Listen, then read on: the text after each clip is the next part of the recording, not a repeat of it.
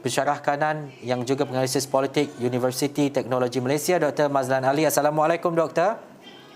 Waalaikumsalam warahmatullahi wabarakatuh.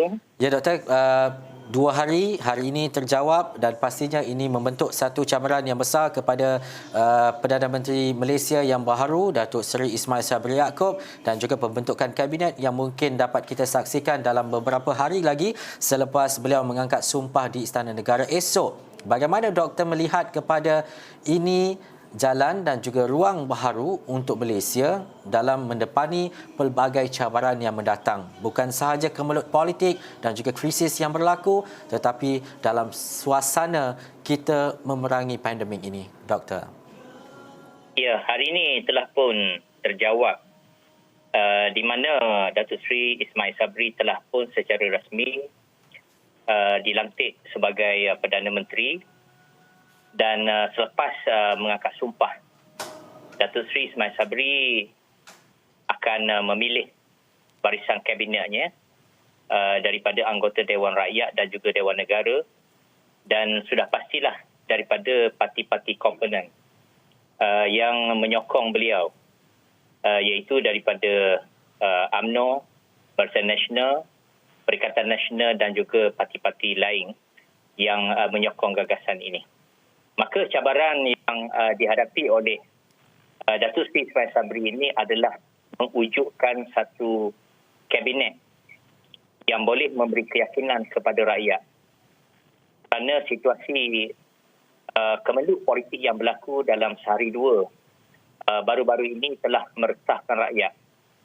Malah selepas Tan Sri Muhyiddin Yassin meletakkan jawatan, rakyat tertanya-tanya adakah selepas ini tertubuh sebuah kerajaan yang stabil, kerajaan yang boleh mengadakan program-program baru dan juga melaksanakan polisi yang baik yang boleh mengatasi masalah pandemik COVID dan juga memperbaiki ekonomi negara. Dan juga Doktor, kebersamaan itu penting untuk kita melihat tiada lagi kemelut berlaku, terutamanya dalam tempoh sebelum PRU ke-15. Yang di Pertuan Agong ada bercakap berkaitan dengan solidariti, memikirkan masalah dan juga isu rakyat diberi keutamaan. Tetapi bila kita bercakap politik, itu adalah politik. Tetapi bagaimana untuk kita mengelakkan daripada situasi seumpama yang sebelum ini berlaku lagi dalam tempoh ini? Segalanya terpulang kepada kebijaksanaan Datuk Seri Ismail Sabri. Yang pertama, bagaimana beliau boleh menangani isu-isu yang wujud di antara parti-parti politik yang bergabung untuk menubuhkan kerajaan baru ini. Yang kedua, Datuk Seri Ismail Sabri dalam tempoh 3 bulan, yang pertama pemerintahannya, beliau mesti membuktikan bahawa kerajaannya boleh menyelesaikan pandemik COVID ini. Sekurang-kurangnya beliau dapat mengurangkan bilangan kes yang sekarang sudah lebih 20,000 kepada 5,000 sehari. Dalam tempoh 3 bulan ini, maka rakyat akan memberi markah kepada kepimpinan beliau. Tetapi sebaliknya, sekiranya dalam tempoh 100 hari, 3 bulan pemerintahan beliau tidak ada perubahan dari aspek untuk mengurangkan kes COVID, maka sudah pastilah kerajaan beliau akan dipersoalkan bukan sahaja oleh rakyat, tetapi juga akan dipersoalkan oleh parti-parti pembangkang. Saya yakin Datuk Seri Ismail Sabri yang mewakili UMNO sebagai sebuah parti yang begitu lama memerintah negara ini, sudah pasti mereka adalah kumpulan politik yang berpengalaman yang boleh menyelesaikan isu-isu yang berlaku dalam negara kita. Dan seperti yang saya katakan tadi, terpulang kepada kepimpinan beliau.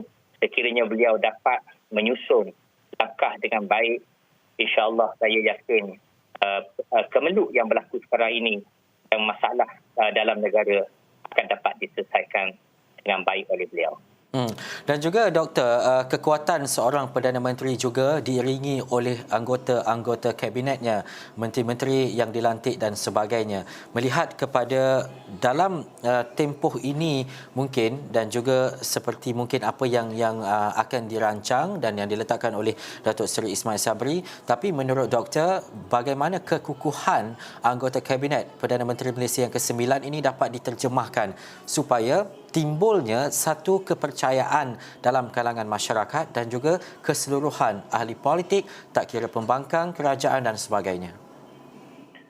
Yang pertama, saya rasa yakin bahawa Datuk Seri Ismail Sabri mungkin akan membentuk sebuah kerajaan yang kuat, sebuah kerajaan yang tidak mengandungi terlalu ramai anggota kabinet, dan pada masa yang sama individu-individu yang terpilih menganggotai kerajaannya adalah individu-individu yang dilihat mempunyai prestasi yang cemerlang, dilihat sebagai individu yang ada integriti yang tinggi.